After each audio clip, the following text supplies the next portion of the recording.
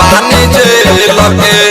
तोरा जाने 36 गो पिटा गइले हाथे हवा कइले बानी जेल के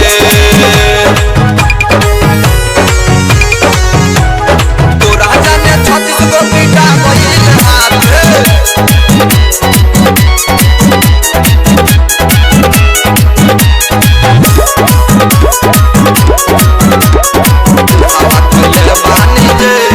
तोरा जब गुंडा काम करेले कारखाना में नाम हवे छोटू फोटो लागल बा थाना में तोरा जब गुंडा काम करेले कारखाना में नाम हवे छोटू फोटो लागल बा थाना में हम सुधारे नी तोरा जसलथे रखे तोरा जाने 36 गो पिटा गइले हाथे हवा कइले बानी जेल के तोरा जाने 36 गो